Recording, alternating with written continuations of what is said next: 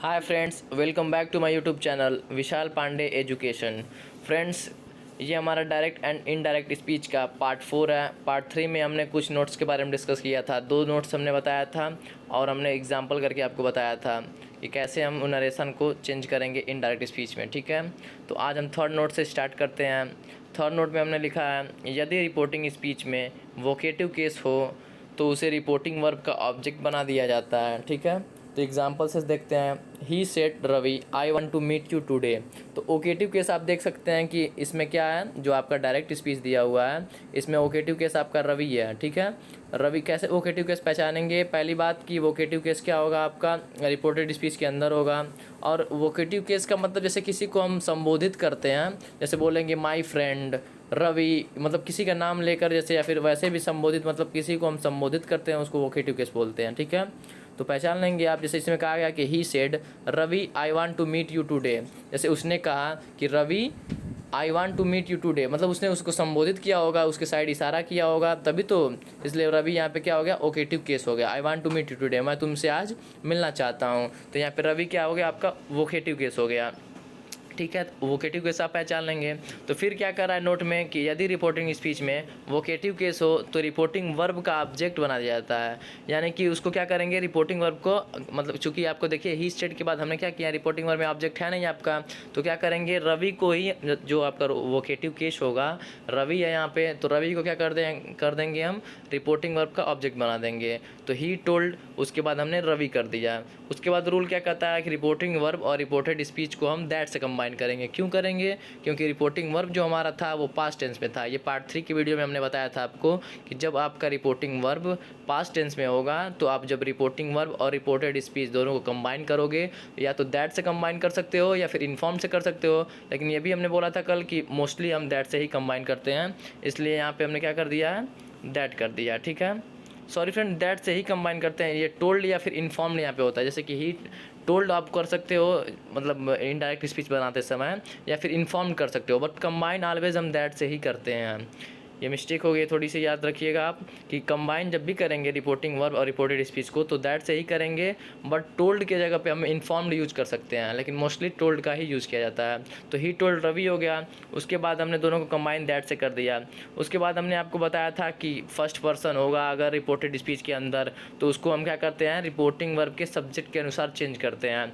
तो हमारा आई क्या है, हमने आपको पता होगा कि आई और वी जो होते हैं फर्स्ट पर्सन होते हैं, तो फर्स्ट पर्सन आई है, तो इसको क्या करेंगे, रिपोर्टिंग वर्ब के सब्जेक्ट के अकॉर्डिंग चेंज करेंगे। तो सब्जेक्ट आपका क्या, रिपोर्टिंग वर्ब में ही है, तो ही का क्या हो जाएगा, ही हो जाएगा। यहाँ पे हमने ही कर दिया। फिर आपको पता होगा कि ये कौन सा टेंस है, प्रेजेंट इंडेफिनिट टेंस है। तो हमने सबसे पहले वाले पार्ट में ही, मतलब कि जब बनाया था नरेशन का, उसमें आपको बता दिया था कि प्रेजेंट इंडेफिनिट टेंस किस में चेंज हो जाता है, जब इनडायरेक्ट बनाते हैं तो पास्ट इंडेफिनिट में चेंज होता है। ठीक है, और पास्ट इंडेफिनिट की पहचान आपको पता ही होगा कि वर्ब की सेकंड फॉर्म होती है। तो यहाँ पे हमने वांट से वांटेड कर दिया, तो हो गया दैट ही वांटेड। उसके बाद टू मीट, और उसके बाद देखिए यहाँ पे यू जो है, यू के किसके अकॉर्डिंग आएगा, अब पहले आई के अकॉर्डिंग आता था you, I want to meet you today, मैं तुमसे मिलना चाहता हूँ। तो अब इनडायरेक्ट बात जब कही जा रही है तो क्या कहा जाएगा, he wanted to meet him कहा जाएगा। ठीक है, क्योंकि जो आपका अब सब्जेक्ट बना है, जैसे कि ही आ गया तो ही के अकॉर्डिंग अब भी सब्जेक्ट लाएंगे, अब ऑब्जेक्ट लाएंगे हम। तो इसलिए हम क्या करते हैं, he wanted to meet him कर देंगे, ही के अकॉर्डिंग हिम हो गया। ठीक है, और टुडे का दैट डे हो जाता है। ये भी पार्ट 1 में हमने बता दिया था कि जब इनडायरेक्ट बनाते हैं तो टुडे अगर आपको दिखेगा रिपोर्टेड स्पीच के अंदर तो आप उसको दैट डे कर देंगे। ठीक है, तो ये हो गया। इस तरह से इसका इनडायरेक्ट नरेशन हमने जो बनाया वो क्या बनाया कि he told Ravi that he wanted to meet him that day. अभी अगला नोट भी हमारा वोकेटिव केस पर ही आएगा, क्योंकि वोकेटिव केस पर अभी पूरा ख़त्म नहीं हुआ है। तो वोकेटिव केस के बारे में अगला देखते हैं। फिर हमने लिखा है कि यदि वोकेटिव केस में कोई पर्सन हो तो उसे बदलकर रिपोर्टिंग वर्ब का ऑब्जेक्ट बनाया जाता है। जैसे हमने लिख दिया कि Ram said my brother I am waiting for you. ठीक है, तो सबसे पहले हम तो राम लिखेंगे, उसके बाद रिपोर्टिंग वर्ब में आप देख सकते हैं कि ऑब्जेक्ट नहीं है आपका, और वोकेटिव केस क्या है यहाँ पे, माई ब्रदर। यहाँ पे किसको संबोधित किया जा रहा है, माई ब्रदर को। तो माई ब्रदर आपका क्या हो जाएगा, यहाँ पे रिपोर्टिंग वर्ब का ऑब्जेक्ट बन जाएगा। क्यों? क्योंकि यहाँ पे ऑब्जेक्ट तो है नहीं पहले से भी। अगर रहता, अभी आगे आएगा नोट कि अगर रहता रिपोर्टिंग वर्ब में ऑब्जेक्ट तब क्या करते, तो उसके लिए भी हमने एक नोट अलग से बना रखा है, उसे अभी आगे हम डिस्कस करेंगे। पहले इसको देख लेते हैं। हमने लिखा है Ram said my brother I am waiting for you. तो टेंस कौन सा है रिपोर्टेड स्पीच के अंदर? आप देख सकते हैं कि प्रेजेंट कंटिन्यूअस टेंस है। क्यों? क्योंकि इज एम आर और वर्ब की फर्स्ट फॉर्म में आई एन जी किसकी पहचान होती है? प्रेजेंट कंटिन्यूअस की होती है। तो यहाँ पे राम सेड आपका हो गया, और ये आप देख सकते हैं कि रिपोर्टिंग वर्ब सेड बोल रहा है, इसका मतलब क्या कि पास्ट टेंस में है। मोस्टली आप देखोगे जब डायरेक्ट और इनडायरेक्ट का स्पीच आता है आपका एग्ज़ाम में आया या फिर कभी आपको मिलेगा 10th क्लास में, मोस्टली आप देख सकते हैं यूपी बोर्ड का एग्ज़ाम जो होता है तो उसमें भी यही होता है कि मतलब आपको ऐसा ही दिया जाएगा कि रिपोर्टिंग वर्ब क्या रहता है उसका, मोस्टली क्या रहता है, पास्ट टेंस में ही होता है। तो आप ऑलवेज उसको टोल्ड में चेंज कर दीजिएगा, तो आपका हो जाएगा राम टोल्ड।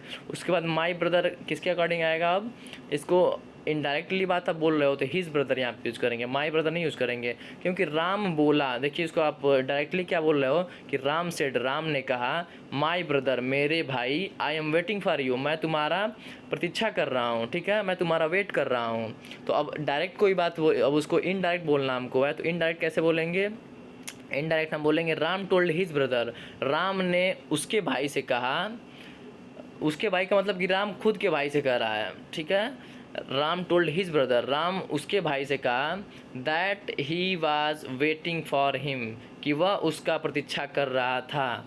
चूँकि हमने हिज क्यों यहाँ पे लाया मैं आपको बता दूँ कि राम, अगर राम क्या है, राम के जगह पे हम कौन सा प्रोनाउन ला सकते हैं? ही ला सकते हैं, और आपको पता होगा कि ही के लिए हिज का यूज़ करते हैं, तो इसलिए हमने हिज ब्रदर किया, ठीक है। तो इसलिए हमने इसका क्या किया, इनडायरेक्ट बनाया कैसे कि Ram told his brother, Ram ने अपने भाई से बोला दैट कि he was waiting for him, वह उसकी प्रतीक्षा कर रहा है, ठीक है, प्रतीक्षा कर रहा था। क्योंकि आप पास्ट कंटिन्यूअस में कर दोगे ना, क्योंकि आपका रिपोर्टेड स्पीच किस में था?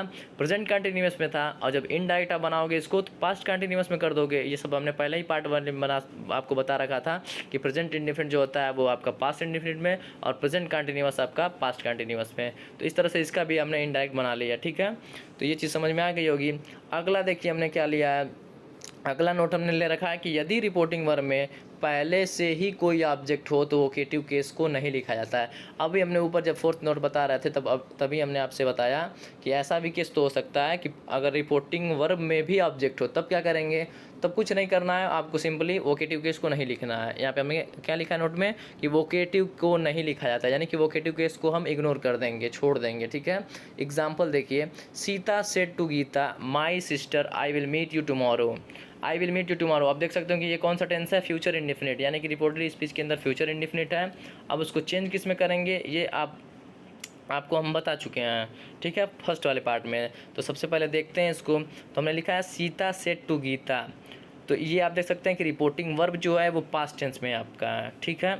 जब पास्ट टेंस में है तो हमने क्या किया, सबसे पहले टोल्ड में तो चेंज करेंगे ही, और तो सीता टोल्ड गीता कर दिया हमने, और दोनों को कंबाइन। हमने ये भी कहा कि अभी ये भी बात किया कि वोकेटिव केस को हम इग्नोर कर देते हैं, तो माई सिस्टर को इग्नोर कर देंगे। क्यों? क्योंकि ऑलरेडी इसमें ऑब्जेक्ट दे रखा है गीता, तो हमें अब माई सिस्टर को छोड़ देना है इनडायरेक्ट में। तो हम क्या कर देंगे, सीता टोल्ड गीता, और उसके बाद दोनों को जब रिपोर्टिंग वर्ब और रिपोर्टेड स्पीच को कैसे कंबाइन करते हैं, दैट से करते हैं कंबाइन, तो हम दैट से हमने कंबाइन कर दिया। अब आती है बात कि टेंस कौन सा है और कौन से टेंस में हमको चेंज करना है, ठीक है। तो यहाँ पर आप देख सकते हैं फ्रेंड्स कि कौन सा टेंस होता है, तो कौन सा टेंस में हम चेंज करते हैं इनडायरेक्ट बनाते समय। हमने एक स्लाइड यहाँ पे लगा दिया आपके लिए कि प्रेजेंट इंडेफिनिट को पास्ट इंडेफिनिट में, प्रेजेंट कंटिन्यूअस पास्ट कंटिन्यूअस में, प्रेजेंट परफेक्ट पास्ट परफेक्ट में, मतलब ऐसे करके सब कुछ लिखा हुआ है। लेकिन यहाँ पे फ्यूचर का कहीं भी जिक्र नहीं किया गया है, यानी कि देखिए फ्यूचर में अभी हम डिस्कस नहीं कर रहे हैं, क्योंकि फ्यूचर का देखिए होता क्या है कि विल या शैल आपको दिखेगा। जब भी आपको विल या शैल दिखता है तो उसको वुड में चेंज कर देंगे। आप किस में चेंज करेंगे? वुड में कर देंगे। अगर रिपोर्टेड स्पीच के अंदर कैन या मे का यूज़ दिखता है तो आप कुड या माइट में कर देंगे।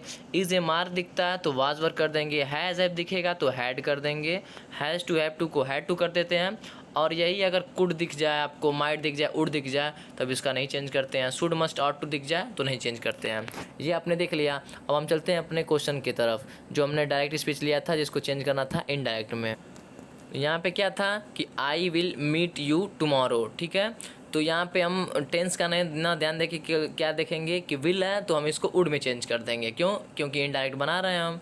तो यहाँ पे हमने क्या किया, सबसे पहले तो हम देखेंगे सब्जेक्ट यहाँ पे क्या था, फर्स्ट पर्सन था आई, तो आई को हम क्या करेंगे, रिपोर्टिंग वर्ब के सब्जेक्ट के अकॉर्डिंग चेंज करेंगे। तो सीता था तो हमने इसको सीता के लिए सी का यूज़ हमने किया है, तो हमने कर दिया दैट सी। और विल को हमने वुड में चेंज कर दिया, मीट का मीट हमने लिखा है, यू अब किसके अकॉर्डिंग चेंज होगा, तो सीता गीता आप देख सकते हो यहाँ पे क्या है, दोनों के लिए मतलब सी के लिए हर ही है तो यूज़ करते हैं ना, सीता के लिए क्या करोगे यूज़ आप सी, तो ऑब्जेक्टिव केस क्या लाओगे, हर लाओगे, तो हमने हर का यूज़ किया है, तो हो गया that she would meet her. उसके बाद देखिए टुमारो के लिए हमने आपसे कहा था कि द नेक्स्ट डे का यूज़ करते हैं, जब भी इनडायरेक्ट स्पीच आप बनाओगे, डायरेक्ट से इनडायरेक्ट करोगे तो हमने क्या था कि टुमारो का द नेक्स्ट डे हो जाता है, तो यहाँ पे हमने द नेक्स्ट डे कर दिया। और इस तरह से इसका क्या हो गया indirect speech, Sita told Gita that she would meet her the next day. तो आज के लिए बस इतना ही फ्रेंड्स, मिलते हैं कल अपने डायरेक्ट और इनडायरेक्ट स्पीच के पार्ट 5 के साथ। तब तक के लिए धन्यवाद। अगर ये वीडियो अच्छी लगे तो लाइक कर दीजिएगा, और कुछ भी डाउट हो तो कमेंट कर दीजिएगा, और ऐसे ही वीडियो पाने के लिए हमारे चैनल विशाल पांडे एजुकेशन को सब्सक्राइब कर दीजिएगा। Thanks for watching friends.